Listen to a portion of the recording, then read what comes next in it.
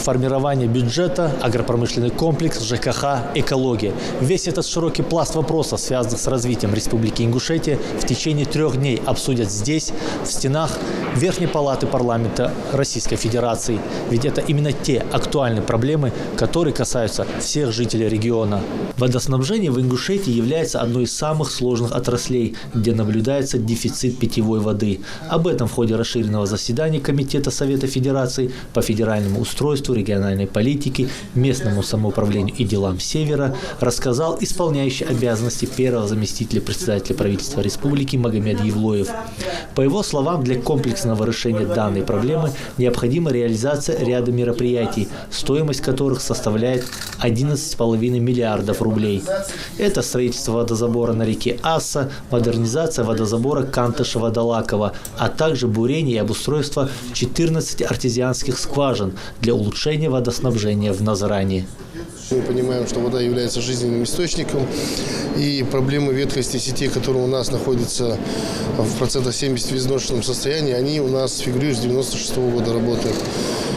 Сенаторы в своем решении поддержали единогласно нас, будут рекомендовать о включении рекомендаций этого решения этой проблемы в постановление Совета Федерации. Сегодня на заседании председатель комитета озвучил о том, что у них введена практика о том, что после того, как они направляют данные поручения, через полгода у них выездные проверки. На примере с нашего соседнего региона братского народа Дагестана нам сказал, что во время инаугурации главы республики они там побывали одновременно с проверкой данных установок Совета Федерации.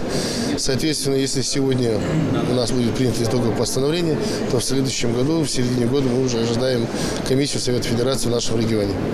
Председатель комитета Андрей Шевченко отметил, что вопросы технической модернизации коммунальной инфраструктуры и особенно модернизации системы водоснабжения и водоотведения находятся на постоянном контроле. Мы говорим о решении этих проблем и решении этих задач. И то, что коллеги приезжают сюда, и вот это постановление, которое мы выверяем, необходимо помогать. Нужно просто помогать сегодня. А говорить то, что мы не можем, наверное, это, на мой взгляд, это вот здесь неприемлемо. Поэтому, коллеги, в материалах нашего комитета заседания имеется проект итогового решения комитета. Вот он у меня. Я думаю, что читать его нет смысла, коллеги. Мы говорили о нем сегодня, и почти каждый пункт мы сегодня уже рассказали. Поэтому, коллеги, я предлагаю принять его сегодня. Это наше решение проголосовать, принять его и рекомендовать на заседание уже на пленарку тот постановление, которое будет принять его за основу. По итогам дискуссии комитет принял к сведению информацию исполняющего обязанности первого заместителя председателя правительства республики Магомеда Евлоева об актуальных проблемах развития жилищно-коммунального хозяйства Ингушетии. Министерством профильным были поставлены задачи именно по поиску решения этих вопросов. Нас поддержали все сенаторы без исключения, понимая, что это одна из самых главных жизненных тем. Вот.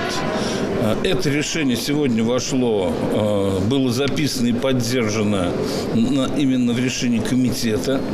И эти решения по этим 3 вопросам уже вошли в состав документа, который будет принят на общем заседании Совета Федерации.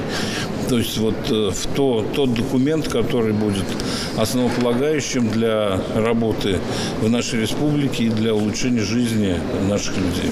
В рамках Дней Ингушетии в Совете Федерации начнет свою работу выставка, где будет представлен инвестиционный потенциал региона, его богатая культура и развитие туристической отрасли.